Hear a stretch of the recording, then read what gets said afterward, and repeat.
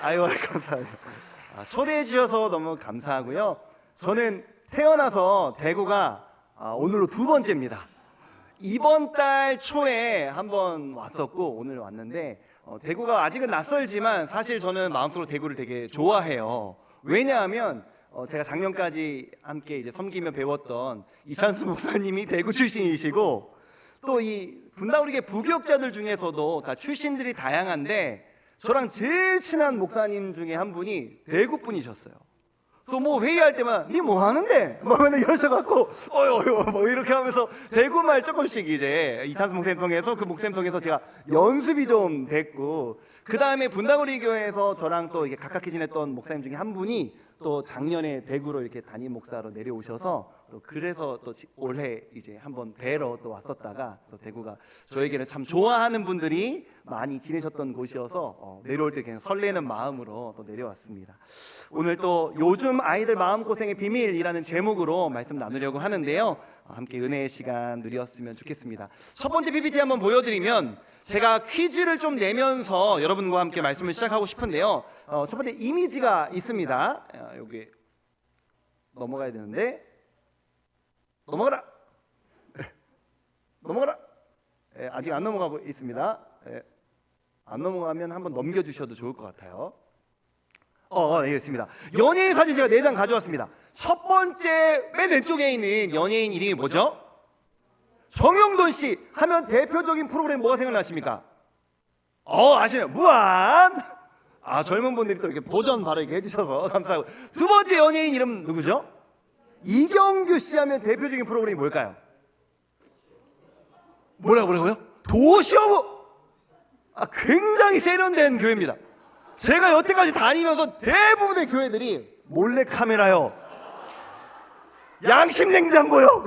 아니 도대체 몇 년 전 얘기하시는 겁니까? 제가 막 이러거든요. 세 번째 연예인 이름은 윤종신 씨 하면 떠오르는 프로그램이 뭐죠? 라디오스타. 물론 이분은 가수시지만 요즘에는 라디오스타로 우리에게 많이 익숙해져 있으시죠? 네 번째 연예인 누굽니까? 정찬우 씨 하면 떠오르는 프로그램은? 2시 탈출 컬투 이러면서 왠지 졸려올 때 이렇게 운전할 때마다 이게 졸음을 깨워주는 라디오 프로그램이 있죠. 이 4명의 연예인의 공통점이 하나 있어요. 제가 그냥 연예인 사진 갖고 오진 않았을 거잖아요. 공통점이 하나 있는데 어떤 공통점이 있을까요? 바로 맞추셨네요. 이 4명의 연예인은 한 번쯤은 우울증으로 인한 대인기피증, 또 그것이 극심해져서 공황장애까지 찾아와서 활동을 한동안 쉬었던 연예인들이죠. 극복한 연예인도 있고 아직 극복하지 못해서 방송에 복귀하지 못한 연예인도 있습니다. 여러분, 제가 사진만 보여드려 여러분들이 이름을 다 아셨어요. 대표적인 프로그램이 있었죠. 그러니까 연예인이 유명하다는 것은 어떤 의미가 있는 거냐면요, 돈이 많다는 거예요. 유명한 연예인, 돈 엄청 많이 번 연예인이거든요. 근데 왜 마음이 병들었을까요? 인기도 많고 돈도 많은데. 우리는 그리스도인이어서 성경을, 이 말씀을 우리의 삶의 기초로 삼고 살아가려고 노력하다 보니까 돈이 전부가 아니라는 사실을 머리로 알고 있고 계속해서 되뇌이면서 이게 전부가 아니야라고 생각하려고 노력합니다. 하지만 우리에게도 세상적인 가치관이 어느 정도는 사실은 자리 잡고 있기 때문에 우리도 돈에 굉장히 지배받는 삶을 살게 되기도 하죠. 연예인들 사진 보면 다시 한번 마음에 되새기게 되는 것 같아요. 돈이 전부가 아니구나. 돈을 많이 벌면 조금 더 행복해질 수 있다고 우리는 자꾸 생각을 하는데 그것은 전혀 성경적이지 않고 실제도 아니며 오히려 원수의 속삭임에 가깝구나. 돈이 많은데 마음이 아프니까요. 그리고 이런 이야기를 처음부터 드려서 좀 죄송합니다만 저희 아버지가 15년째 우울증을 앓고 계세요. 우울증 약을 드시고 계시는데 여러분들이 모실 때 이제 목회자 하면은 기도 많이 하는 사람 이렇게 많이 이렇게 생각해 주시잖아요. 너무 감사하죠. 목사들 그래도 좋게 봐주시고 또 저희 어머니 권사님이시거든요. 그 목회자 가정에 권사 아들이 목사가 됐어요. 이 가정이 얼마나 믿음 안에서 서려고 노력을 많이 했겠습니까? 근데 이 가정의 아버지가 우울증이세요. 아니 기도를 많이 하고 나름대로는 믿음 생활 열심히 하는 가정인데도 한 가정에 우울증이 찾아오기도 하고. 왜 그런 걸까요? 돈이 많아도, 믿음 생활 열심히 하면서 기도 많이 했는데도 우리의 삶에 마음이 아픈 사람들이 얼마나 많은지 잠언서 4장 23절 한번 읽어봤으면 좋겠는데요. 한번 읽어보겠습니다. 자, 읽겠습니다. 시작. 무릇 지킬 만한 것보다 더욱 내 마음을 지키라. 생명의 근원이 이에서 남이니라. 아멘. 오늘 본문인데요, 제가 마음이라는 이 글자의 노란색 글씨를 표시해 놓았습니다. 성경에서 우리가 지켜야 할 것들이 많이 있지만 가장 지켜야 할 것이 무엇이냐면 마음이라고 이야기를 해요. 마음이 얼마나 중요하냐면 마음에서 생명이 태어난대요. 다시 말하면 마음이 잘 지켜지지 않으면 생명도 포기하고 싶어지는 것이 인간이다 라고 성경이 이야기하고 있는 거예요. 여러분 보세요. 오늘날 주변을 둘러보면 심지어 우리 자신도 마음이 힘들고 마음이 병들었다고 느껴질 때가 사실은 얼마나 많이 있습니까? 목회자들이 성경도 많이 읽어야 되지만 사실은 성도님들이 살아가시는 세상에 대한 이해도 있어야 되기 때문에 저는 이제 일반적인 서적도 좀 읽으려고 노력하는 편이에요. 그래서 예스24나 뭐 알라딘 같은 유명한 온라인 서점 딱 들어가갖고 베스트 막 이렇게 딱 눌러갖고 인기 많은 책들 보면 요즘 사람들은 이 책을 왜 읽나, 왜 이 책이 인기가 많은가 좀 살펴보곤 하거든요. 3년 전인가요? 4년 전인가요? 제가 딱 이렇게 온라인 도서 독서 이 책을 파는 서점에 딱 들어갔는데 1인 책이 무슨 책이었냐면 혹시 이제 맞추실 수 있는 분 한번 맞춰보세요. 앞 내용이요. 죽고 싶지만이에요. 죽고 싶지만 뒤에는 뭔지 아시는 분? 죽고 싶지만 살아라. 아니에요. 죽고 싶지만 떡볶이는 먹고 싶어. 이 책이 베스트셀러인 거예요. 제목 너무 신기하잖아요. 너무 제목이 너무 이렇게 뭔가 구미를 당겨갖고 바로 주문했어요. 그래서 책을 딱 펼쳐서 읽는데 어떤 내용이냐면 한 사람이 자기가 우울증은 아닌데 요즘 좀 우울한 거예요. 그래서 상담을 좀 받아보고 싶어갖고 상담사를 찾아갔습니다. 상담사를 찾아가서 양해를 구했어요. 죄송합니다만 혹시 제가 상담하는 내용을 녹음해도 될까요? 그래서 상담사가 녹음하세요. 그래서 녹음해갖고 집에 가서 이게 들어보면서 이거를 타이핑으로 옮겨서 책으로 낸 거예요. 그러니까 이 책을 사서 읽어보시면 제목이 좀 재미있을 것 같다고 사서 읽지 마세요. 아무 내용이 없어요. 그 상담사한테 남이 상담받는 얘기를 읽어서 뭐 하시게요? 근데 그 상담의 내용이 뭐냐면 내 마음을 모르겠다는. 요즘 좀 우울한데 그렇다고 죽고 싶은 것까지는 아니다. 그러니까 마음속에 불현듯이 우울해갖고 죽을까? 이런 마음이 찾아오기는 한대요. 순간순간. 하지만 그 우울이 극심해서 죽어버려야지 이 마음까지는 아니라는 거예요. 인생이 너무 힘드니까 죽어버릴까? 이런 생각이 가볍게는 찾아온대요. 근데 금방 다음 생각이 떠오르는 거예요. 근데 나 떡볶이 먹고 싶은데 확 죽어버릴까? 오늘 저녁은 뭐 먹지? 청소년들은 확 죽어버릴까? 중간고사 공부 안 했는데 하면서 순간순간 죽고 싶다는 생각이 찾아오지만 내가 하고 싶은 거, 내가 해야 되는 일들도 같이 떠오르면서, 그러니까 다시 말하면 죽고 싶기도 하고 살고 싶기도 하는 이 마음이 공존하고 있다 이렇게 얘기하는 거예요. 상담사한테. 무슨 생각하고 있다는 거예요? 자기 마음을 모르겠다는 거죠. 이랬다 저랬다 한다는 거예요. 하지만 내 마음속 저변에 잔잔한 우울감이 자리 잡고 있다는 거예요. 책의 제목에서 그런 내용을 내포하고 있잖아요. 약간 유쾌하죠. 떡볶이 먹고 싶대요. 하지만 뭐래요? 어떤 상태에서 떡볶이 먹고 싶은 거예요? 죽고 싶다는 생각이 자주 찾아오는데 떡볶이도 먹고 싶다는 거예요. 하고 싶은 것도 있지만 우울하기도 하다는 거예요. 사람들이 이 책을 제목만 보고 저처럼 완전 이게 낚시를 이렇게 당해갖고 엄청 클릭해갖고 이게 시즌 2까지 나왔어요. 책이. 시즌 2는 제가 볼 땐 잘 안 된 것 같아요. 시즌 3가 안 나오고 있는 거 보니까. 왜냐하면 첫 번째 책을 사서 본 사람들은 이게 별거 없다는 걸 알거든요. 요즘 사람들이 그렇다는 거예요. 내 마음을 대변해 주는 거죠. 우울증까지는 아닌 것 같은데 우울하기도 하다는 거예요. 왜 이렇게 마음이 아플까요?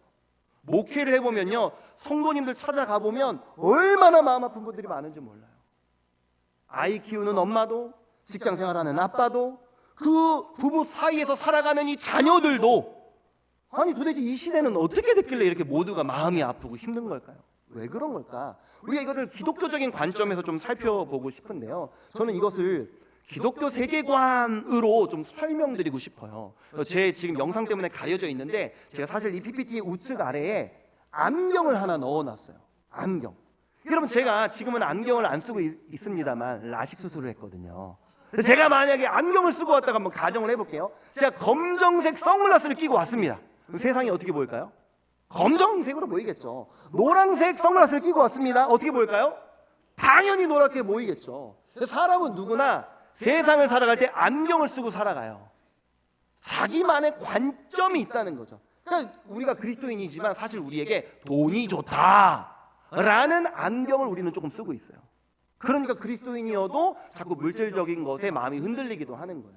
여러분, 생각을 해보세요. 지금 살고 있는 집이 있으시고 지금 갖고 계시는 차가 있으시잖아요. 우리나라는 뭐 집과 차를 뭐 신분의 상징으로 여기니까요. 지금 있는 집을 이렇게 사시면서 하나님께서 나에게 이런 집을 허락해 주시다니 이 정도면 참 풍족하고 감사할 만한 일이야.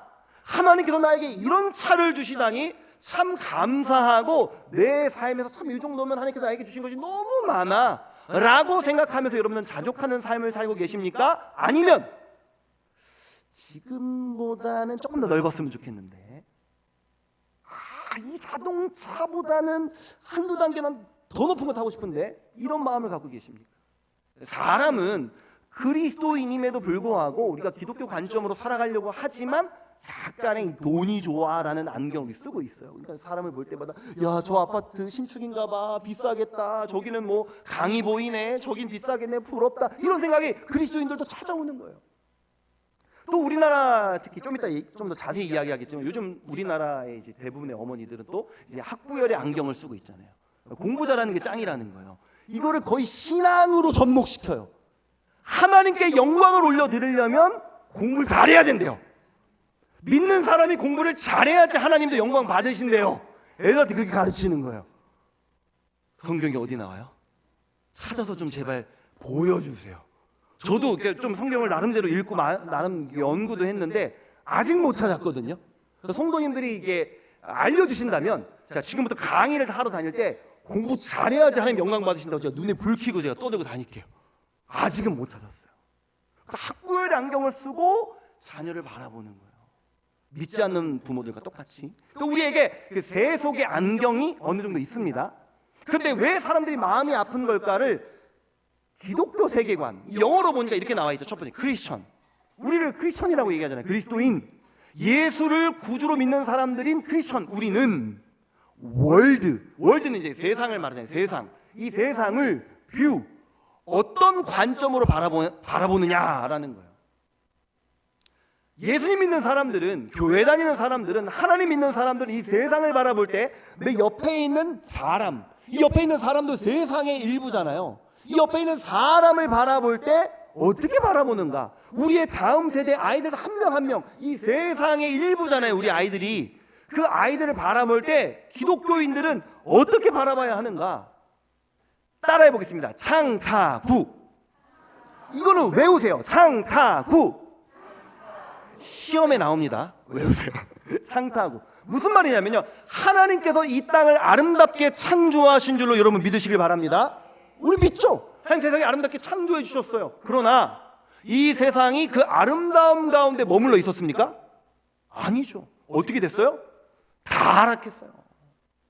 이 세상은 타락했습니다. 하나님은 아름답게 지어주셨지만 인간이 범죄함으로 이 땅은 타락했어요.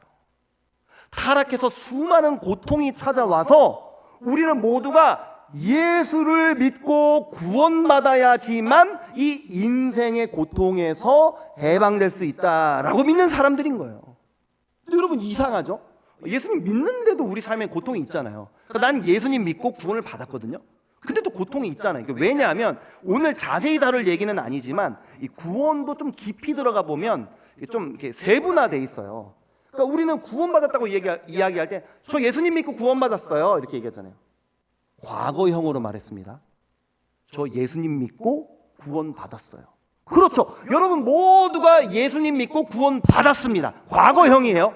그러나 구원에는 현재형이 있어요.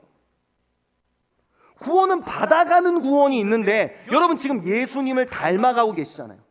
악한 생각과 악한 세력들과 우리는 영적인 전쟁을 해나가면서 예수님을 닮아가는 과정이요, 구원의 일부예요. 현재적 구원. 그러나 우리에게는 미래적 구원도 있거든요. 언젠가 우리는 고통도 받지 않을 것이고 죄를 짓고 싶다는 생각도 안 하게 되는 순간이 찾아올 거예요. 예수님이 재림하실 때. 그걸 우리는 영화라고 이야기하거든요.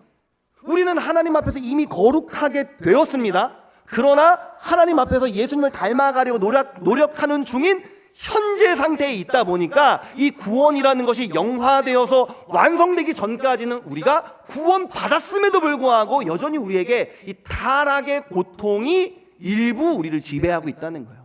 그 예수의 이름으로 우리가 마음이 평안해지는 순간도 있고 기도할 때마다 이 하나님 앞에서 내 고통의 문제가 놓아지는 순간도 있지만 시간 지나면 다시 고통이 찾아오기도 하는 거예요. 예수님이 우리의 인생 가운데 힘이 되어 주시지만 여전히 우리는 타락의 영향력 아래 있기 때문에 세상 사람들은 좀 더 극심하고 우리는 그리스도의 이름으로 조금 우리가 좋아지는 것들은 있지만 여전히 우리도 이 죄악 가운데 영향에 벗어날 수가 없는 자들입니다. 그래서 이 타락하여서 인간 세상에 그럼 어떤 고통들이 찾아왔는가, 저는 4가지로 좀 이야기하고 싶은데요. 첫 번째는 어떤 고통이 찾아왔는가 한번 읽어보겠습니다. 시작. 원래 하나님께서 인간을 창조하실 때 인간은 하나님과 굉장히 친밀한 관계였어요. 하나님이 자신과 교제하고 교통하는 존재로 인간을 지으셨거든요. 인간이 죄를 짓자마자 하나님 앞에서 한 행위가 뭐였냐면 하나님 앞에서 숨었어요. 하나님 만나기 싫다는 거죠. 그러니까 인간은 타락하고 죄를 지으면서 하나님을 만나기 싫어하는 존재가 되었습니다. 사랑하는 여러분, 생각을 해보세요. 여러분이 타락의 영향권 안에 어느 정도는 우리가 노출되어 있다라고 제가 아까 말씀을 드렸잖아요. 우리의 마음속에 성령이 찾아오셔서 예수님을 너무 사랑하고 예수님을 너무 따르고 싶고 예수님의 너무 신실한 제자가 되고 싶은 열망이 여러분 마음속에 있는 것을 제가 알고 있습니다. 제 마음에도 그런 마음이 있으니까요. 하지만 우리의 마음에는 때로 반대로 예수님으로부터 도망치고 싶다. 제발 좀 예수님이 내 인생에 관여하지 않았으면 좋겠다. 뭐 도대체 성경은 우리한테 이래라 저래라 말이 많은가. 멋대로 좀 살고 싶은데 하나님으로부터 좀 도망치고 싶다. 하나님이 좀 내 인생에 신경 좀 안 쓰셨으면 좋겠다. 이 부분만큼은 개입하지 마셨으면 좋겠다. 이런 생각과 이런 마음들이 우리 안에 있거든요.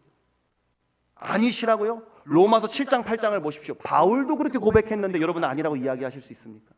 그러니까 우리가 주일학교 요즘 여기 교사들도 이제 계시니까요. 우리가 다음 세대 사역을 하면서 우리 주일학교 아이들 특히 이제 청소년들 이제 봤을 때 아니 예배를 드리는데 이 예배 와갖고 계속 고개 숙이고 막 설교도 안 듣고 막 이러는 거예요. 그래서 뭐, 야 지금 목사님이 전사님이 무슨 설교하고 계시냐? 몰라요. 너 말씀을 듣고 있는 거니? 아니요. 너 그럼 왜 와? 교회를 엄마 때문에요. 그 걔가 지금 뭐 믿음 생활 하기 싫어서 그러는 걸까요? 네.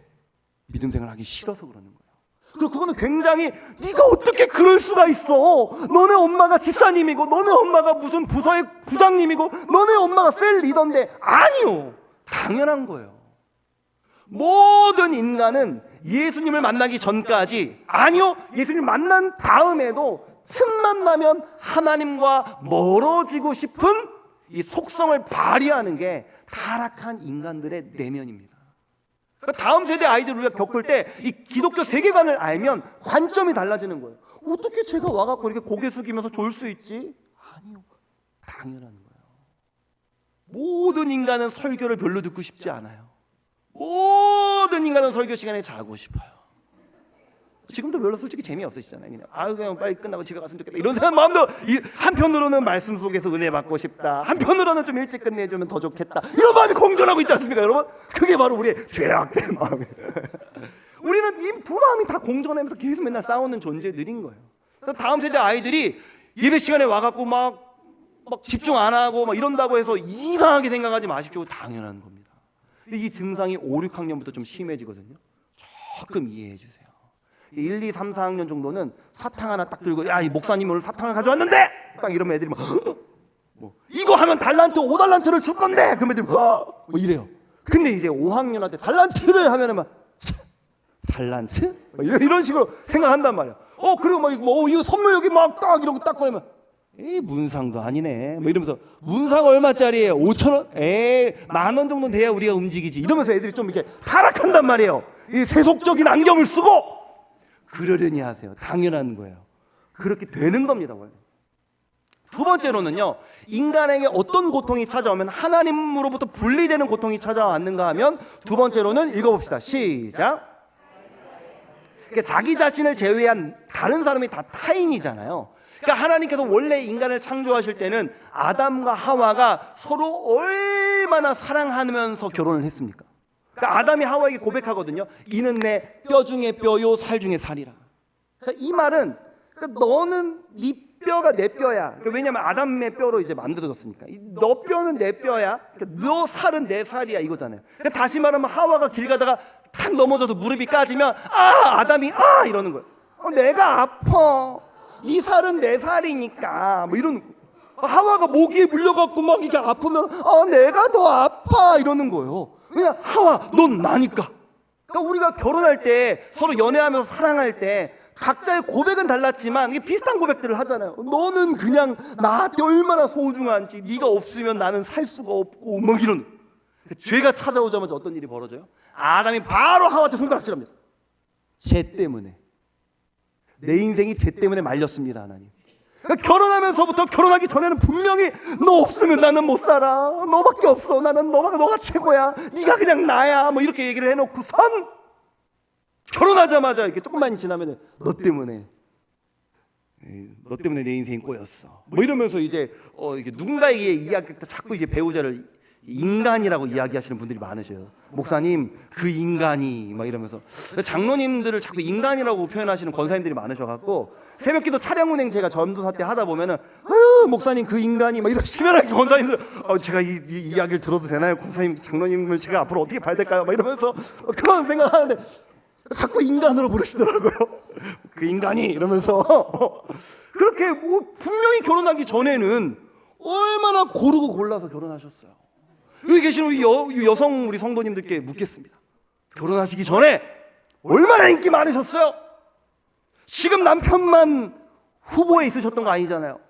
한 3명, 4명, 5명 날 좋아했던 남자들 겁나 많은데 그 중에 제일 이렇게 괜찮은 놈 뽑아갖고 내가 결혼해줬더니 그 인간 때문에 휴먼 인간 때문에 막 이러면서 이제 맨 막 이러면 이게 얘기하시는 거죠.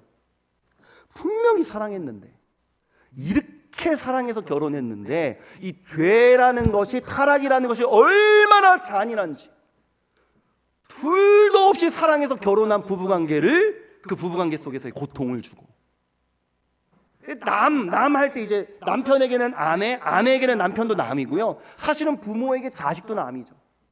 내가 아니니까요. 내가 아닌 사람들은 다 타인이잖아요. 자식 타인이거든요. 여러분 부모에게 자녀가 얼마나 소중합니까? 제가 지금 유년부와 이제 유년부를 담당하고 있는데요. 저희 이제 휴대폰을 딱 꺼내 갖고 유년부 이제 교사 단톡방을 열잖아요. 그러니까 모든 교회 주일학교가 공통인데 어린 연령으로 갈수록 여자 선생님들이 많으세요. 미취학 부서에 남자 선생님들 한 분이라도 계시면 그 대박입니다. 왜냐하면 남자애들 막 공중에 이렇게 던져주실 수 있으니까. 대부분 미취학은요 거의 여자 선생님들이세요. 그러니까 막 이게 세게 던지기가 좀 그래요. 남자 선생님들은 막 막 애들 막 던졌다가 이제 받고 막 이런 거 해주실 수 있으니까 막 애들 막 그런 거 이제 좋아하거든요. 근데 위로 올라가서 좀 남자 선생님들이 이제 계시는데 저희는 유년부다 보니까 아직 여자 선생님들이 거의 90%예요. 이게 보면요. 카톡 프사를 보면 제가 이제 수지 예봉교회 부임하기 전에 선생님들 이제 얼굴과 이름을 외우려고 전화번호를 다 저장을 해서 내가 부임할 때 선생님들 얼굴도 몰랐는데 내가 얼굴 외워서 이름을 불러드려야지 누구 집사님 이러면은 깜짝 놀라시겠지? 좋아하시겠지? 이러면서 제가 막 주중에 다 번호 등록을 했단 말이에요. 그리고 카톡 프로필 사진을 여는데 다 자기 얼굴이 없어요. 애들 얼굴 해놓은 거예요. 그래서 봤더니 이 지사님은 아들이 둘이구나. 뒤로 넘기다 보면 있겠지? 하면은 뒤로 넘기면 계속 애들이 어려져요. 60장, 90장, 100장 있는데 계속 뒤로 갈수록 한 명이었다, 두 명이었다, 첫째였다, 둘째였다, 두 명이었다, 첫째였다, 둘째였다. 가끔 남편 뒷모습 남편은 앞모습도 잘 안 나와요. 그런 식으로 이제 그래서 애들이 어려져서 뭐 끝날 때는 막 돌 때 뭐 이런 사진으로 딱 끝나는 거예요. 그래서 야, 이런 거 보면서 정말 부모라는 존재가, 카톡은 뭐예요? 김수경 이렇게 딱 써 있으면 김수경 넌 누구야? 이거 물어보는 거잖아요. 카톡 프로필이. 거기 내 얼굴 이렇게 놓으면 남들한테 제가 김수경입니다 이거 해놓는 게 카톡 프로필 사진이란 말이에요. 근데 그 가정, 대부분의 가정이 다 뭐예요? 저는 김수경입니다가 아니라 저는 용준이 용호 엄마입니다. 그게 자기 정체성인 거예요. 그러니까 부모의 삶이라는 것이, 특히 이제 엄마들의 삶이라는 것이 애기 나 누구 엄마? 용준이 엄마예요. 저는 저 용후 엄마예요. 이거 말고는 자기에 대해서 이제 소개가 잘 안 되는 거예요. 내 이름보다는 누구 엄마? 누구 엄마가 더 익숙한 거예요. 반대로 그럼 남편은 다른가? 물론 이 엄마의 사랑보다 아빠의 사랑이 덜한 건 맞아요.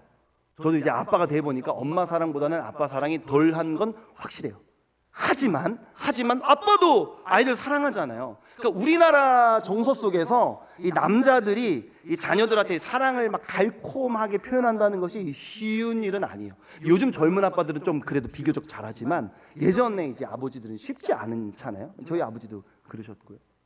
근데 아버지들이 왜 평생 밖에 나가서 일을 해서 돈을 벌어야 됩니까?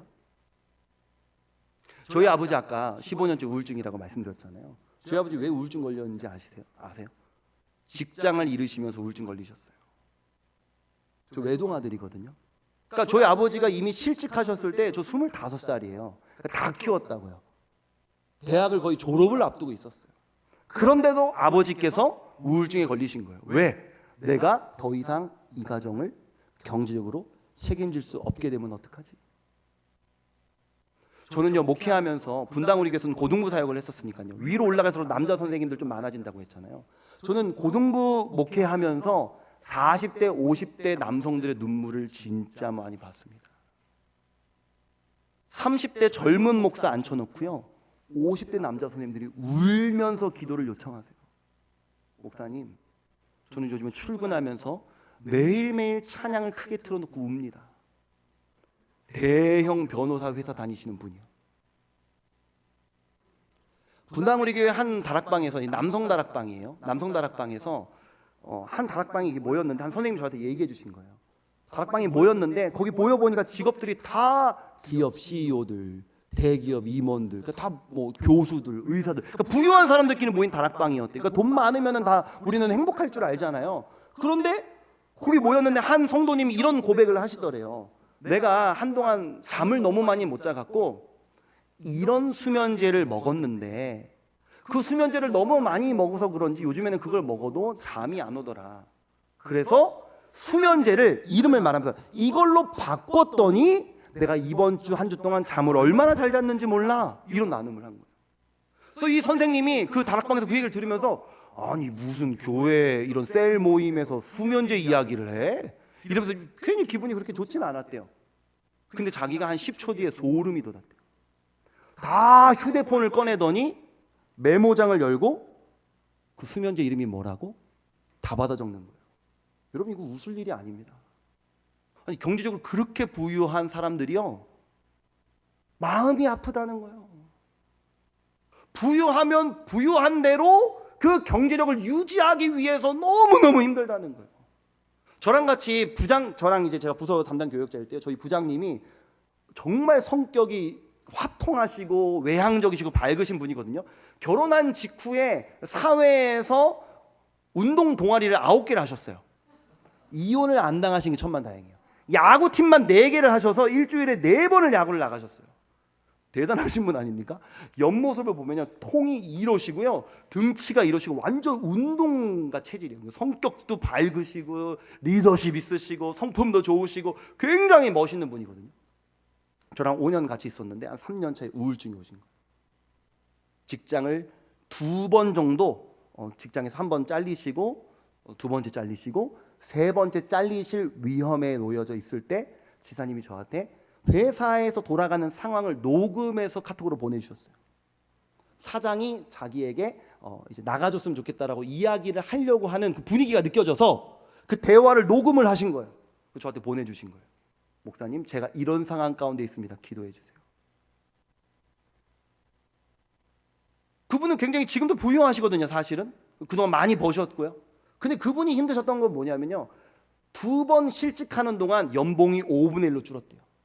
그러니까 100만 원 벌면은 적게 버는 건데 100만 원 벌다 150만 원 벌면 좀 그래도 기쁨이 있잖아요. 근데 한 달에 1000만 원 벌다가 200만 원을 벌게 되면 그거는 사실 상대적인 허탈감이 있는 거거든요. 150만 원 버는 사람보다 여전히 많이 벌지만 1000만 원을 벌다가 200만 원을 버니까 힘든 거예요. 그러니까 경제적인 것은 다 주관적이다 보니까 그냥 많이 벌고 많이 갖고 있다고 해서 행복한 게 아니라요, 갖고 있으면 더 갖고 싶고, 갖고 있으면 더 갖고 싶고, 많이 벌고 있으면 더 벌어야 되고, 더 벌어야 되고, 그러다 좀 줄어들면 불안하고, 그렇게 된다는 거죠. 그래서 남자들이 왜 그렇게 직장에, 사업장에 불안해하면서 목을 매면서 막 아내 앞에서나 자녀들 앞에서 티내기는 어렵지만 왜 힘든 마음을 부여잡고 직장 가운데로 나가야 됩니까? 자식 새끼 먹여 살리려고 그런 거 아니에요? 저희 아버지가 왜 우울증 걸리셨다고요? 25살 먹었는데도 불구하고 이 자식 목회하겠다고 하는데, 목회하겠다고 하는 사람이 뭐 부유해질 수는 없고, 근데 내가 뭐라도 내가 남겨주고 죽어야 되는데, 이제는 더 이상 내가 경제력이 끊어져 버리면 내가 얘 인생에 나중에 짐거리가 되진 않을까? 그것 때문에 저희 아버지 우울증 걸리신 거예요. 왜 20 몇 살 된 이 아들에게 그 10년 뒤, 20년 뒤, 30년 뒤를 아버지가 걱정해 주셔야 되냐고요. 그게 아버지의 무게예요, 무게. 여러분, 여성들이 그렇게 자녀를 사랑하는데요, 한 여성의 인생에서 가장 고통스러운 순간이 언제인지 아세요? 한 여성의 인생의 가장 고통스러운 순간이 바로 자녀를 출산하는 순간입니다. 죄가 얼마나 잔인한 거예요. 내가 가장 사랑하고 목숨과도 바꿀 수 없는, 그냥 나는 김수경이 아니라 용준이, 용후 엄마라고 불려지는 게 더 좋은 이 자녀들을 출산하는 그 순간이 가장 고통스러운 순간이라는 거예요. 자녀가 출산할 때 힘들죠? 육아할 때 힘들지 않나요? 너무 힘들죠. 지금도 잠옷실에서 예배하시는 저기 가정과 부부가 있는데요, 저는 성도님들께 간곡하게 부탁드립니다. 잠옷실에서 예배하는 우리 여성도들을요, 정말 귀하게 여기셔야 돼요. 저희 아내가요, 결혼하고 10년 동안 육아만 했거든요. 임신, 출산, 육아. 왜냐면 셋을 낳았어요. 임신, 출산, 육아, 임신, 출산, 육아, 임신, 출산, 육아 했는데요, 어떻게 은혜를 받아요? 잠옷실에서 애 계속 왔다 갔다 하는데요. 잠옷실에 애들이 둘, 셋이라도 있는 날이면, 주일날에는 그러잖아요. 애들이 막 울고 떠들고 과자 먹고, 울고 떠들고 과자 먹고, 소리 지르고 막 던지고. 좋다네요. 목사님 말씀 안 들리거든요. 분명히 말씀 시작한 지 얼마 안 됐는데 하나도 못 들었는데 기도하십시다. 난 교회를 왜 왔지 오늘? 난 예배를 드린 것인가? 에이티 치다까리 하다 돌아가는 것인가? 하나가 아니라 둘이라도 있는 날에는 4살짜리 손잡고 2살짜리 업고 그러고 오는 거예요. 아침에 화장은 어떻게 합니까? 화장 사치예요. 마스크가 얼마나 고마워요. 화장 안 할 수 있어. 네? 그러고 교회 오는 거예요. 그런 성도님들의, 그러니까 이 미취학 교사들은요, 애들과 직접 소통은 조금 어려운 부분이 있잖아요. 그러니까 걔네들은 주중에 우리가 전화 신방 안 해준다고 삐지지 않아요. 그러니까 미취학 아이들은 주일날 왔을 때 우리가 안녕 하면서 이렇게 재미있게 유쾌하게 놀아주면 되는데요, 저는 미취학 우리 섬기신 우리 선생님들께 간곡하게 부탁드립니다. 교회에 오는 그 아이를 데리고 오는 엄마의 표정을 살피세요. 우리의 목양의 대상이 아이들도 있지만 근본적으로 소통하며 목양해야 될 대상이 이 아이의 엄마라는 생각으로 바라보세요. 오늘 왔는데 완전 표정이 일주일 동안 육아에 찌들어 있다. 너무 힘든 마음을, 가슴을 부여잡고 교회를 왔다. 가만히 계시면 안 돼요. 제가 분당우리 교회에서 고등부 사역할 때 저희 이제 부부 교사였는데 임신하고 출산해서 아이를 낳은 거예요. 그리고 이제 아이를 데리고 이제 교사까지 하시는 거예요. 굉장히 귀한 가정이죠. 근데 하루는 예배를 마치고 이제 교사 모임을 하는데 선생님이 나누시면서 이제 우시는 거예요. 아니, 애가 말도 잘 듣고 예뻐서 너무 사랑스럽고 좋고 또 하나님께 감사한데, 근데 왜 그러는지 모르겠어 하면서 이렇게 눈물 흘리시는 거예요. 너무 기쁘고 감사한 상황인데 힘들긴 하다는 거죠. 눈물을 본 거예요. 제가 주일날 선생님의 눈물을 본 거예요. 아이 키우는 이 엄마의 눈물을 본 거예요. 어떻게 해야 돼요? 목사가 아유 선생님 기도하겠습니다, 뭐 이 말은 뭐 나쁜 말이 아니니까 할 수 있는 말이죠. 아유 선생님 기도하겠습니다 하고 기도해주면 되는 거죠. 그리고 끝날 거예요. 그거는 목양이 아니에요. 월요일날 이제 쉬는 날이잖아요. 주일날 그 모임을 마치고 월요일날 뒤에도 이제 주일날 모임들이 많으니까 주일날 모임들을 바쁘게 쳐내고 월요일이 됐어요. 제가 좀 과장하면 이만한 과일 바구니 9만 원짜리 9만 한 4천 원, 6천 원, 뭐 기억은 안 나요. 9만 원대였어요. 9만 원대의 과일 바구니 사다가 주일 저녁에 편지 써갖고 저희 아내한테도 안 쓰는 편지를 성도님을 위해서 눈물을 흘린 그 성도님 위해서 지사님 너무 귀하시다고 감사하다고 그 저희 자녀도 아내도 아이를 양육하고 있지만 지사님이 지금 아이를 양육하고 있는 시기가 가장 힘든 시기인 것 같다고 해드릴 수 있는 건 없지만 이 과일 드시고 조금이라도 힘내셨으면 좋겠다고. 그러니까 요즘에 누군가가 우리 집에 막 불쑥 찾아와서 선물 주고 이런 문화가 아니잖아요. 요즘에는 서로 막 안 받고 안 주고 이게 좀 더 편안한 관계가 되어버린 시대가 됐는데 교회는 그런 것이 아닙니다. 내 것, 네 것 없이 다 퍼주는 게 교회잖아요. 사실은 너나 할 것 없이 가족인 게 교회잖아요. 바로 사가고 이제 가야 되는 거예요. 그러니까 우리가 주일날 저렇게 예배당에 오는데 한 어머니의 눈물을 보았다, 힘듦을 보았다, 아이한테 짜증내는 모습을 보았다. 왜 짜증내요? 얼마나 힘들면 짜증이 나겠냐고. 아, 저 엄마가 힘들구나. 바로 찾아가시는 거예요. 주일 오후에 아니면 월요일에 우리 집 장 보려고 이번 주에 오리 훈제고기 사려고 내가 이제 마트 갔다 오리 훈제고기 장바구니 담았다. 아, 주일날 내가 그 표정을 봤는데 그 어머니 댁에 하나 갖다 줘야겠다. 하나 더 담아서 운전해서 가는 길에 문자로 누구누구 재하 어머니 제가 장 보다가 어머니 생각이 나서 오리 훈제랑 쌈무 좀 넣었어요. 오늘 저녁은 차리지 마시고 이걸로 맛있게 드세요 하고 돌아오시는 거예요. 이런 행동이 있어야죠. 목양을 한다면. 그러니까 아이들한테 주일날 안녕 이것만 한다고 우리가 목회가 아니라는 거예요. 그 영혼들의 마음을 살필 줄 알고 마음이 아프다면 그 마음에 조금 더 깊이 다가갈 줄 아는 그 다가가는 그 마음을 갖는 것이 우리가 목양하는 이 교사들의 뿐만 아니라 우리 교회가 저 셀교회라고 들었습니다. 예수 그 이름 교회가. 셀 리더들도 마찬가지예요. 셀원들한테 그렇게 대하셔야 되는 거예요. 저희 어머니가 늘 저한테 자주 하셨던 얘기가요. 창수야, 엄마의 멘토는 누구 목사님이 아니었어요. 엄마의 멘토는 누구 목사님이 아니에요. 엄마의 멘토는 땡땡땡 권사님이야. 저희 어머니가 젊은 여집사일 때 그때 당시에 이제 권사님이셨는지 지사님이셨는지 제가 기억은 안 나지만 그분께서 저희 어머니 멘토이신 그분께서 한 번 이제 셀 리더셨던 거예요. 근데 이분에게는 한 번 이 뭐랄까요? 이 리더의 이제 여기는 뭐라고 불러요? 리더의 이 저희는 다락방 식구 뭐 이렇게 부르고 목원 뭐 이렇게 부르는데 세론 한 번 내 세론은 영원한 세론이다라는 인식을 갖고 계신가 봐요. 그러니까 그 세론일 때도 잘해 주셨는데 그러니까 셀이 교회를 이제 다니다 보면 셀이 좀 바뀌기도 하고 그러잖아요. 셀이 바뀌었는데도 저희 어머니한테 계속 잘하시는 거예요. 20년이 넘도록. 그러니까 저희 어머니가 그러셨어요. 창수야, 누구 권사님은 엄마한테는 영적 어머니야. 영적 어머니야. 우리 엄마가 있지만 우리 권사님은 엄마의 영적 어머니야. 저희 어머니가 지금 이제 교회마다 셀교회에 있고 목장교회에 있고 하는데 저희 어머니가 다니시는 교회는 목장교회여서 저희 어머니 목자 하시거든요. 그대로 따라 하셔요. 방금 말한 이 오리 훈제 그 마트에서 산 거 그 권사님이 저희 집에 수도 없이 갖다 주신 거예요. 아들 목사 됐다고 선물 갖다 주시고 넥타이 사주시고 아들 고3이라고 뭐 해주시고 대학 갔다고 뭐 해주시고 다락방 위 셀 식구가 아닌데요. 그러니까 한 명의 이 영혼을 사랑한다는 것이 자기의 정말 인생을 그냥 그 영혼에게 그냥 가지고 가는 거예요. 우리가 다음 세대 사역한다는 것이 도대체 이 아이들이 얼마나 마음이 힘들고 아픈가를 우리가 조금 돌봐줄 줄 아는 그런 마음가짐이 좀 필요할 거라고 저는 생각을 합니다. 요거를 좀 나누고 싶은데요. 요거는 어떤 거냐면 제가 이제 고등부를 담당했는데 고3 친구가 고등부 때 책을 썼어요. 굉장히 똘똘한 친구죠. 성인이 돼서도 책 쓰는 게 쉽지 않은데 고3 때 책을 쓴 거예요.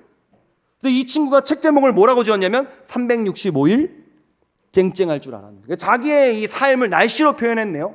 무슨 말이냐면 청소년으로서 내가 인생을 19년 살아보니 이런 얘기예요. 내가 인생을 19년이나 살아보니까 인생이란 자기가 원래는 인생이 365일 쨍쨍할 줄 알았대요. 저렇게 이렇게 우리 예쁜 아이들 앉아있을 때처럼 미취학, 초등 1, 2, 3학년, 4, 5, 6학년 때까지는 얼마나 그냥 엄마 아빠가 다 해주고 재미있는 것도 많고 얼마나 그래요. 그런데 청소년이 돼보니까 해야 될 것도 많고 얼마나 힘든 일들이 많은지 또 부모님과의 갈등도 많이 생기고요. 아까 잠깐 보여드렸지만 이 하나님과의 관계에서의 고통이 찾아오고요.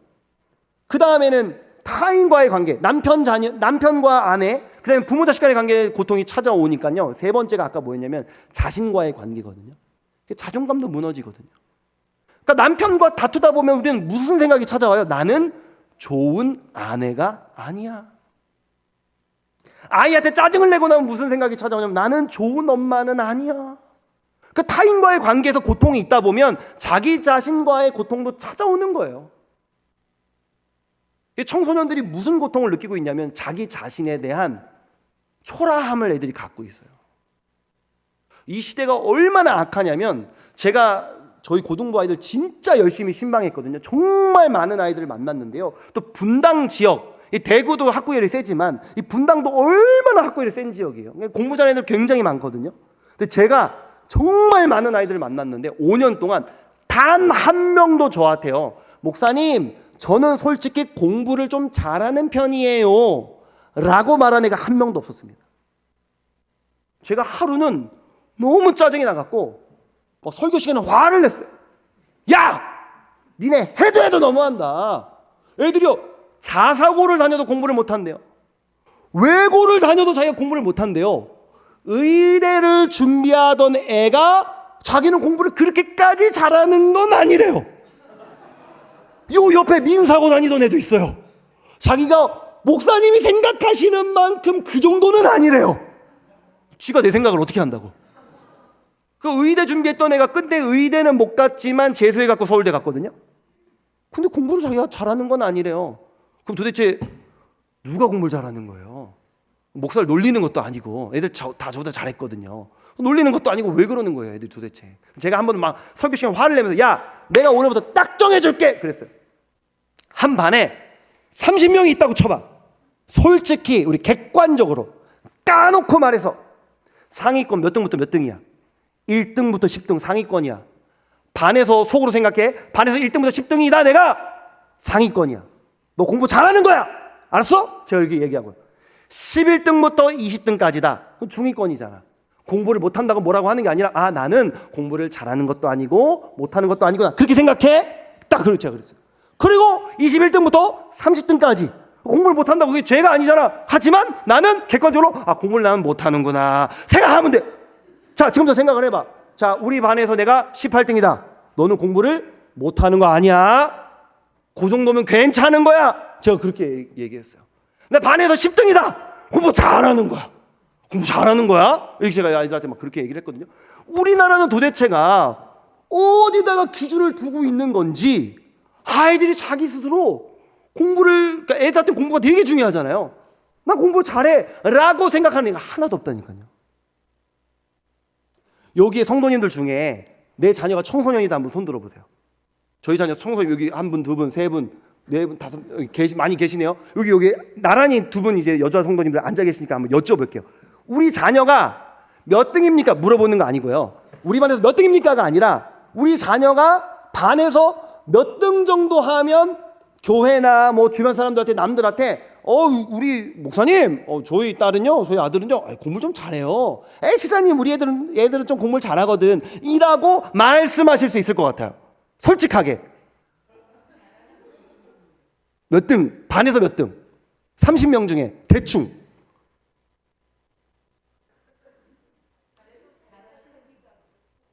잘하다 그죠? 그 자랑을 그냥 자랑이 아니라 마음속으로의 생각. 남들한테 이제 자랑하는 건 아니고 마음속으로의 생각. 난 몇 등 정도면 그래도 괜찮다. 중위권 정도만 돼도 나는 괜찮다. 그만하면 됐지 뭐. 감사합니다. 또 옆에 계신 우리 성도님은 10등 안에 들면, 그래서 반에 우리 아이가 10등 안에 들면 소원이 없겠다 이런 건 아니죠. 이게 제가 실제로 잘하시는 걔 고등학교 때 공부 못한다 그랬죠. 막 주변 사람들 때 아마 분명히 그랬을 거예요. 아니 막 너가 그렇게 누구 집사님 아들이라면서, 너가 그렇게 공부를 잘한다면서, 그러면 아니 제가 그렇게까지 잘하는 건 아니에요 집사님, 그랬을 거예요 분명히. 우리나라는요 학업적인 측면에서도요 얼마나 기준이 높은지 애들이 자기 스스로를 잘한다고 생각하진 않아요. 미모에 있어서도 마찬가지입니다. 어느 날 저희 딸이 이렇게 거울을, 이렇게 전신 거울을 이렇게 보더니, 첫째가 이제 3학년이에요. 한 2, 3년 전이니까요. 1학년 때 아니면 7살쯤이었어요. 이렇게 거울을 보는 거예요. 그래서 이렇게 얘기하더라고요. 아빠, 내가 그렇게 예쁜 편은 아니지 않아? 이러는 거예요. 제가 너무 화가 나가지고 소리를 빽 질러. 무슨 소리 하는 거야? 너 얼마나 예쁜데? 아빠랑 똑같이 생겼는데. 저희 첫째 사진 오늘 안 가져온 게 너무 좀 그러네요.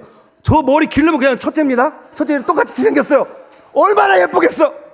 왜 웃으세요? 왜 웃으세요? 얼마나 예쁜데요 저희 딸이. 자기가 예쁜 건 아니라는 거예요. 너무 속상한 거예요. 왜냐하면요 그때 당시 저희 딸이 좋아했던 게, 혹시 아시는지 모르겠어요, 시크릿 주주라고. 여자애들 좋아하는 게 만화 보면요 기본적으로 사람을 이 머리 요만하게 그려놓고, 팔다리 그냥 이렇게 늘려놓고, 허리 이렇게 조여놓잖아요. 그래서 한 바퀴 뺑글 이렇게 돌면은 막 음악 샤라롱 이러고 나오면서 막 드레스 입고 막 애들이 막 기타 막 이런 거 치면서 막 음악 나오고 막 이러거든요. 그런 거 보면서 예쁘다 그러는 거예요. 아니 맨날 시크릿 주주 보면서 얘네 길다란 애들 보면서 예쁘다고 생각하고, 거울을 봤더니 얜 뭐지? 이렇게 생각하는 거예요. 찢어진 내복 입고 있으니까요. 이게 청소년이 되면 달라지는 줄 아세요? 이 대상이 시크릿 주주에서 걸그룹으로 그냥 바뀌는 거예요. 걸그룹 보세요. 다 막 15cm씩 하이힐 신겨놓잖아요. 이렇게 사람입니까 이게? 그러니까 무릎 밑에만 15cm 늘려놓은 거예요. 얼마나 이상해요. 그 모습을 보면서 애들이 예쁘다 그런다니까요. 그리고 거울을 보니까 자기는 이건 뭐지? 이렇게 생각하는 거예요. 걸그룹은 예쁜데 얜 뭐지? 이렇게 자꾸 자기 생각하는 거예요. 그러니까 기준을, 비현실적인 기준을 만들어 놓고 너무너무 예쁘다고 생각하는 거예요.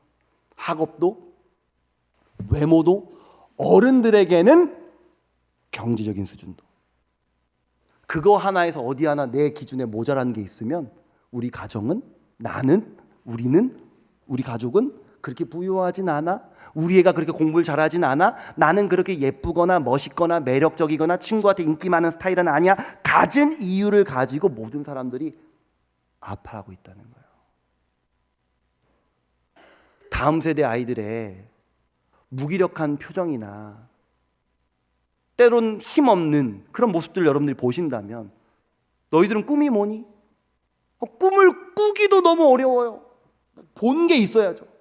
경험해 본 게 있어야죠. 어릴 때부터 맨날 갇혀있는 어린이집, 유치원, 학교, 학원, 독서실 이런 데만 있었는데 자기가 뭘 잘하는지, 뭘 좋아하는지, 난 뭘 하고 싶은지 그걸 어떻게 알아요? 이 아이들이 365일 내 인생 쨍쨍할 줄 알았는데 19년 산 애가요. 19년 산 애가요.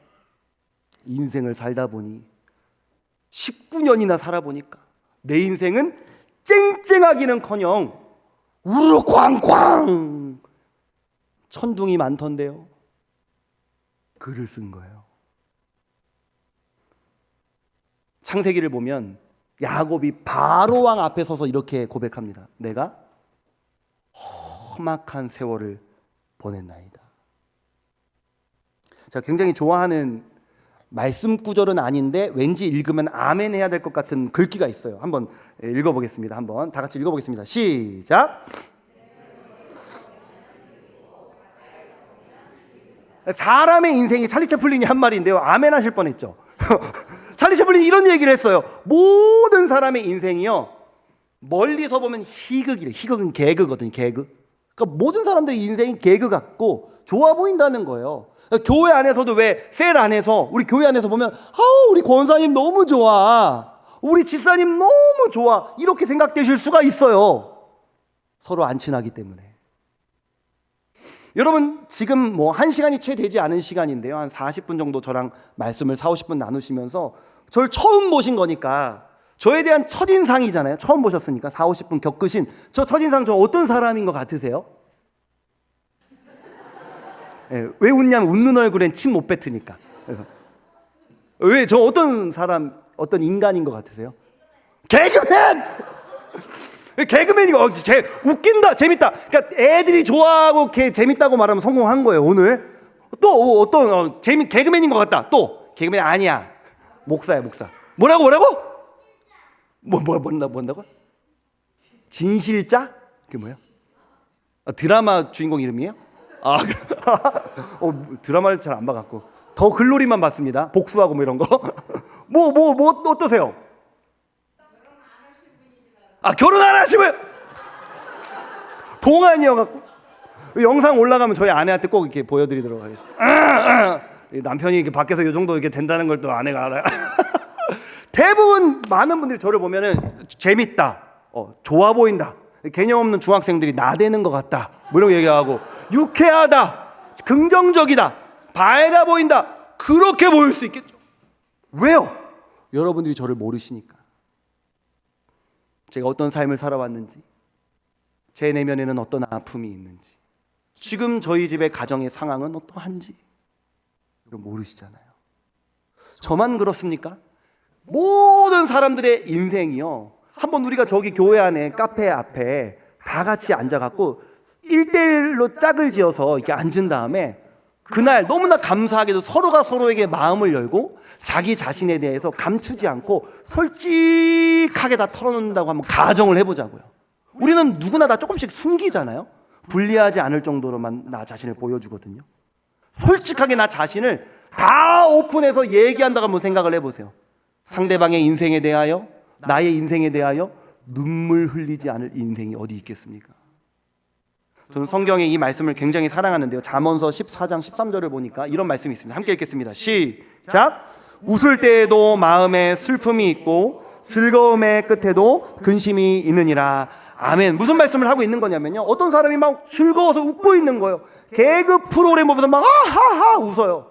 아니면 요번에 나온 더 글로리 파트 2를 보면서 아유 그냥 속이 시원하네, 그냥 저 박연진이 저거 그냥 잘 됐어, 저거 그냥 복수 당했어야 돼, 어우 시원해라. 그래서 좋아하고 있는데 넷플릭스 보면서 즐거워하고 있는 사람의 마음에도 지금 네가 보고 있는 모습은 웃고 있는 모습이지만 그 사람의 마음에는 지금 슬픔이 자리 잡고 있다. 그 사람이 즐거워 보일지라도 그 사람의 마음에는 근심이 있다는 것을 기억해라. 사랑하는 성도 여러분, 교회는 어떤 곳입니까? 그리스도인들은 어떤 안경을 쓰고 세상을 바라보며 사람을 바라보는 곳입니까? 하나님이 아름답게 창조하셨으나 타락한 세상 속에서 너나 할 것 없이 각자가 인생의 다른 이유와 다른 무게로 아파하고 있구나 라는 전제를 가지고 사람을 바라보는 것이 기독교 세계관으로 사람을 바라보는 방법입니다. 여러분이 교사 공동체에 머물러 계신다면, 여러분 셀 리더 공동체 혹은 셀 모임을 할 때 셀원들과 함께 모일 때마다 여러분이 모이는 모든 구성원들을 바라볼 때 여러분들 이 기독교 세계관으로 사람을 바라볼 수 있는 영적인 실력을 갖게 되시기를 소망합니다. 이 사람은 오늘 어디가 아플까? 이 성도님은 청소년부 안에서 오늘 이 아이는 내가 알지 못하는 어떤 아픔을 갖고 있을까? 저 성도님은 왜 저래? 저 지사님 왜 저래? 저 권사님 왜 저래? 여러분 이거는 기독교 세계관이 아닙니다. 부정적인 모습과 잘못된 모습이 있을 수도 있어요. 근데 사람은 누구나 사랑받고 싶거든요. 사람은 누구나 인정받고 싶고요. 여기에 앉아 계신 성도님들 중에서 성도님들께 미움받고 싶은 성도님들 어디 계세요? 우리 교회 성도님들께 인정받고 싶지 않은 성도님들 어디 계세요? 누구나 다 사랑받고 싶고 인정받고 싶어요. 그런데 내가 너무 사랑받고 싶고 너무 인정받고 싶은 이 공동체에서 내 부정적인 모습이 나왔다는 거는 저 사람 왜 저래? 이게 교회가 아닙니다. 저 성도님의 지금 삶에, 아니면 이전의 삶에 어떤 아픔이 있었길래 저런 말과 저런 행동이 나오셨을까? 저 청소년의 삶에 지금 어떤 아픔이 있길래, 어떤 힘듦이 있길래 저런 태도로 교회에 와서 신앙생활을 하는 것일까? 예수님께서는 제자들을 가르칠 때 말씀으로 가르치시기도 했지만 제자들에게 경험시키셨어요. 얘들아, 세상에서 소외받는 영혼들을 친절하게 대하고 사랑하렴 이라고 말만 하시는 것이 아니라 직접 자기 자신이 그런 사람들을 어떻게 대하는지를 보여주시고 그 사람에게는 그 사랑을 경험시키셨어요. 대표적인 게 우리죠. 죄악되어서 구원받을 수 없는, 가능성 없는 인생들에게 찾아와 주신 분이 예수 그리스도 아니십니까? 예수님의 사랑은 그런 거예요. 사랑받을 만한 사람을 사랑하는 것이 아니라 도저히 사랑할 수 없는 사람을 사랑해 내신 것이 예수님의 사랑입니다. 그것을 우리가 어떻게 가르칠 수 있어요? 말로요? 천만에요. 그게 뭔데요? 들으면 이해가 돼요? 무조건적인 사랑? 뭐 사랑할 수 없지만 사랑하는 사랑? 그게 뭔데요? 경험하지 않으면 모르는 사랑이에요. 우리가 주일학교 교사로 다음 세대의 아이들을 사랑할 때 이 아이들을 가르친다는 것은 말로 이래라 저래라 가르치는 교사가 아니라 그 아이들에게 예수님의 사랑이 경험될 수 있도록, 체험될 수 있도록 그 마음 아픈 그 삶으로 찾아가서 그 삶을 위로하고 사랑해 주는 것이 예수님이 가르쳐 주신 사랑을 이 아이한테 가르치는 것인 줄로 믿습니다. 우리 셀 리더, 우리 성도님들도 이 말씀 기억하셔서 내가 셀원들을 잘 가르치는 사람이 되어야겠다는 게 아니라 내가 삶으로 예수 그리스도의 이 사랑을 이 셀원들에게 경험시켜줘야겠다라고 이 우리의 이 목양의 방향이 변화되는 역사가 오늘 이 시간을 통하여서 있게 되기를 주님의 이름으로 소망합니다. 우리 함께 찬양 함께 나누기를 원하는데요. 오늘 함께 나눌 말씀은, 이 찬양은 아버지 당신의 마음이 있는 곳에 라는 찬양입니다. 아버지, 우리는 내 마음을 조금만 불편해하게 하는 사람이 생기면 저 사람 왜 저러지? 저 사람 왜 저러는 거야? 아, 난 저 사람 싫어. 저 성도님 싫어. 그런 마음이 찾아오는 게 연약한 우리의 모습입니다. 5, 6학년 중학생, 고등학생들 말 안 듣는 애 하나 있으면 쟤는 교회 왜 나오는 거야? 아유, 저 집사님 아들은 말도 잘 듣고 얼마나 예쁜지 몰라. 저 집에는 왜 저러는 거야? 이렇게 생각하게 되는 것이 자연스러운 인간의 모습입니다. 그러나 하나님, 우리가 그런 아이들을 바라볼 때 왜 저럴까라고 바라보는 것이 아니라 도대체 지금 저 아이의 삶에 어떤 불만과 아픔과 속상함이 있길래 때로는 부모님과 소통되지 못해서 답답한 청소년들의 마음이 있고요. 친구와의 관계가 다 깨어져서 학교에서 따돌림을 당해 급식을 혼자 먹고 있는 아이들도 있고요. 그리고 선생님들 앞에서 얘기 안 하거든요. 교회 와서도 그냥 무드득하게 얘기하는 거예요. 혹시라도 우리 학교 친구들 저기 있으면 내가 따돌림 당한다는 걸 아니까 내가 웃고 있으면 그게 너무 해퍼 보이니까 긴장한 척 하려고, 또 센 척 하려고, 아니요, 이러고 있는 애들도 많아요. 그 아이들의 삶으로 들어가서 하나님, 마음에 드는 행동을 하지 않는 아이들을, 그 성도님들을 볼 때마다 아버지의 눈으로 바라볼 수 있는 그 가슴을 나에게 허락하여 주옵소서. 기독교 세계관의 안경을 쓰고 옆에 있는 성도님들과 다음 세대와 사랑하는 남편과 아내와 자녀들을 바라볼 수 있는 우리가 되게 해달라고 우리 간절한 마음을 담아 우리 함께 찬양하면서 주님께 나아가시겠습니다. 아버지, 당신의 마음이 있는 곳에 나의 마음이 있기를 원해. 아버지, 당신의 눈물이 고인 곳에 나의 눈물이 고이길 원해요. 나의 눈물이 고이길 원해요. 아버지, 당신이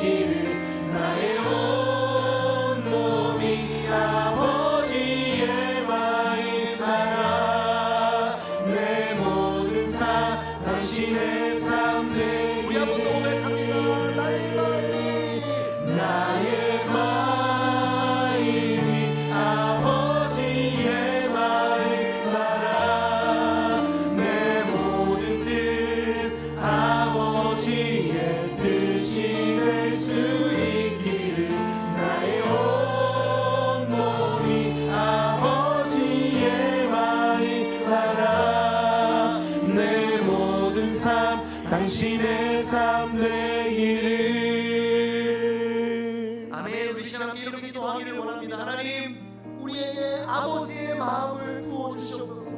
그냥 나의 마음으로 사람을 판단하고 정죄하고 호불호를 가리는 신앙이 아니라 교회는 하늘 가족 공동체임을 믿습니다. 여러분, 가족이 무엇입니까? 미우나 고우나 피는 물보다 진하다는 거잖아요. 함께 끝까지 가야 되는 게 가족이죠.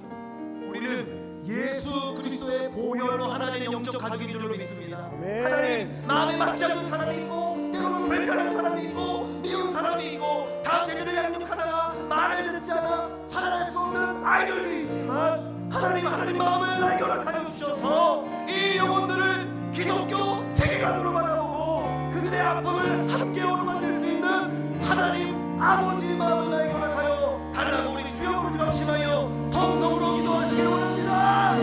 주여!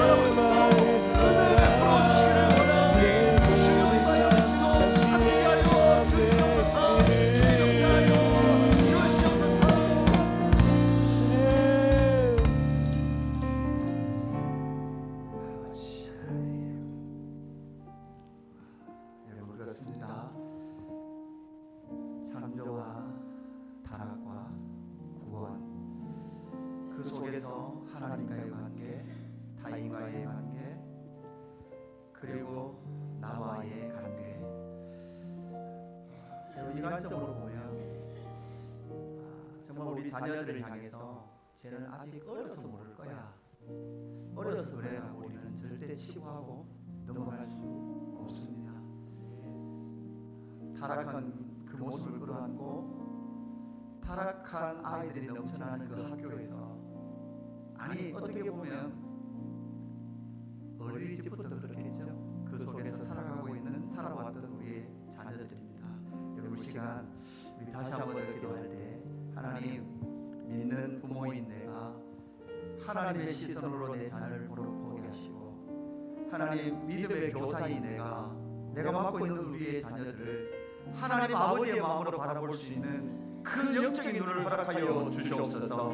아버지의 마음을 부어 주시옵소서. 주여 하나님 아버지, 그들의 연약함과 그들의 아픔을 볼 수 있는 눈을 허락하여 주시옵소서. 그래서 하나님, 그들과 함께 울 수 있는 교사가 되게 하시고, 내 자식과 내 자녀와 함께 울 수 있는 어미가 되게 하시고 아비가 되게 하여 주시옵소서라고 우리 같이 한번 주님 잡고 아버지의 마음을 구하며 기도하며 나가십시다. 주여,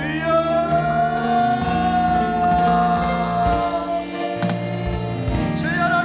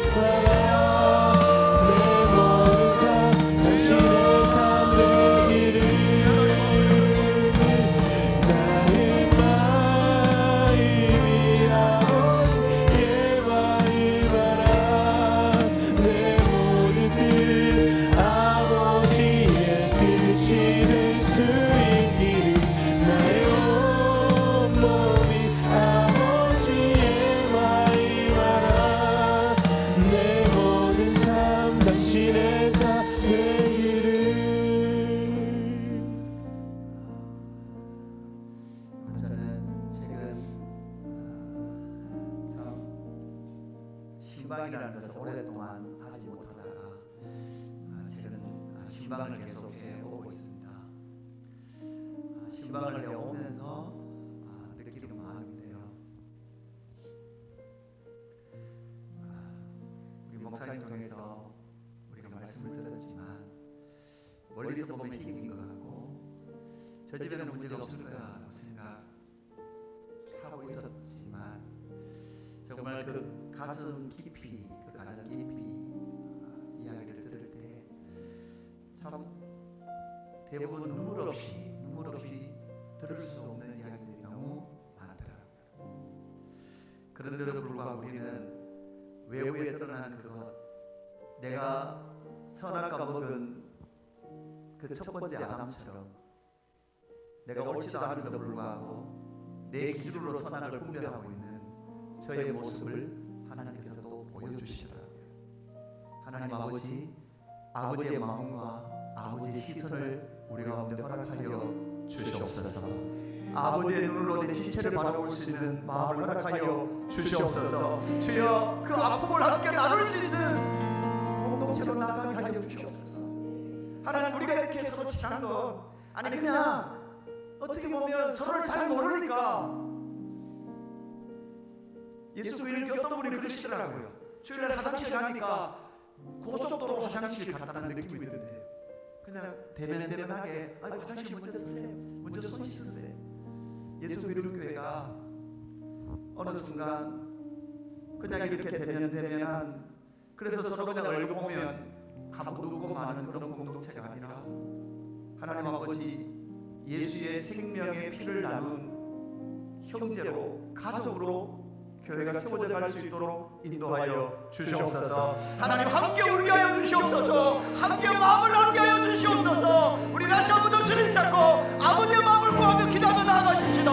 주여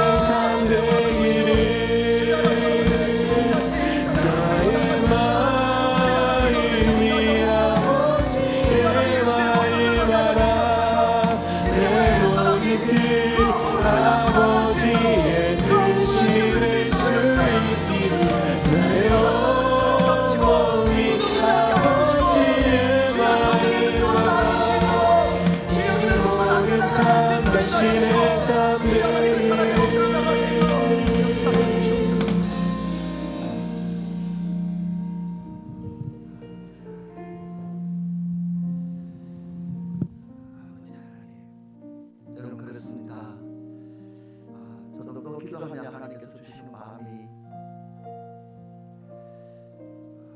아버지의 마음을 여러분 가운데 흘러 보내도록 저를 하나님께서 세워주셨는데도 제 마음 가운데 참 아버지의 마음이 너무나 없었음을 또다시 하나님께서 일깨워 주십니다. 여러분 교회에 또한 때로는 목회자에게 받은 상처들이 있지 않습니까?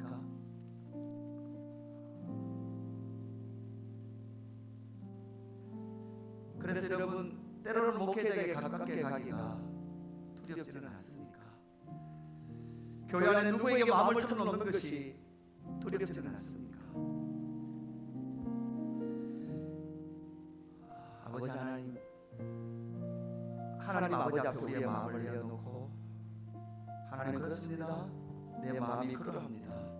그래서 다가가기 주저하고 있습니다. 주여 내 마음을 불쌍히 여시고 성령 하나님 내 마음의 문을 여셔서 정말 위대하신 하나님의 나라 교회 공동체 가운데 나의 영적인 가족을 만나노라. 나의 또 하나의 가족을 만나노라. 나는 저 셀리더가 내 영적인 어머니라. 나는 저 리더가 내 영적인 아버지다라고 말할 수 있는 주여 정말 하나님의 공동체가 될 수 있도록 주여 역사하여 주시옵소서. 주여 내 마음에 역사하여 주시옵소서. 우리 세대 역사하여 주시옵소서. 교회의 역사하여 주시옵소서. 우리 다시 한번 주님 찾고 기다려 나가십시다. 주여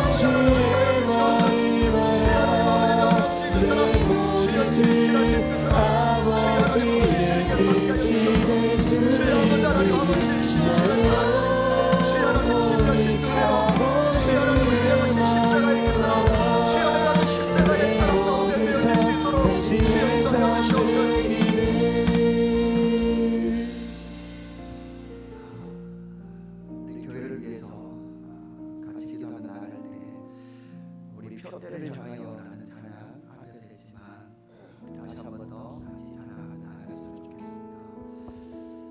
여러분 그렇습니다. 그 표대는 내가 세운 것이 아니라 주님께서 우리에게 보여주신 것입니다. 바울에게도 보여주셨고 제자들에게 보여주셨고 수많은 이 땅의 선교사들에게도 보여주신 그 표대인 줄 믿습니다. 아멘. 나의 나는 것은 하나님의 은혜입니다. 내가 능력이 있고 내가 옳고 발라서 그 표대를 향해 가는 것이 아니라 십자가의 은혜가 있어서 그 표대를 향해 나아가는 줄 믿습니다. 아멘. 우리 사랑 고백하십시다.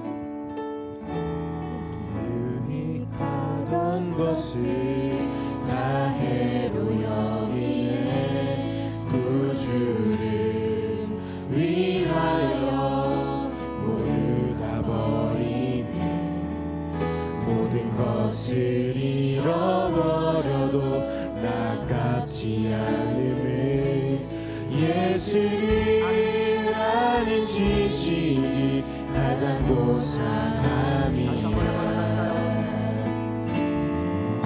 내게 유익하던 것을 다해로 여기네 구주를 위하여 모두 다 버리네 모든 것을 잃어버려도 나깝지 않음을 예수를 아는 지식이 가장 고상함이라 육체를 신뢰하지 않고 겸손한 마음으로 부활의 능력과 고난에 참여하며 그의 죽으심을 본받아 그리스도를 얻고 예수의 안에서 발견되려 함이라 표대를 향하여 그리스도 예수 안에서 부름의 상을 위하여 달려가노라 이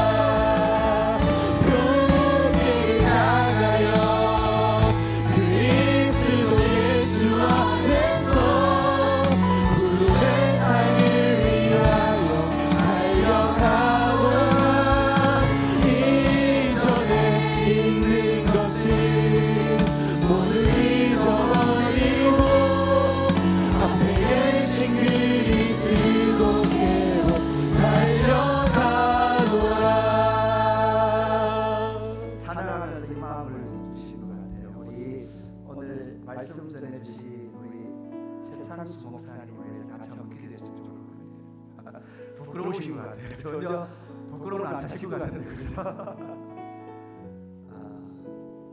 너무 감사해요.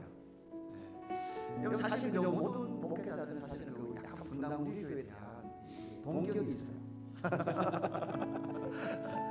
그저 또 우리 전 사모는 늘 오늘 제가 이 설교들 오늘 또 찬수 오빠 설교를 이렇게 이야기하는데 그분을 우리 성도들이 다 오빠로 생각하시는 분들이 많더라고요.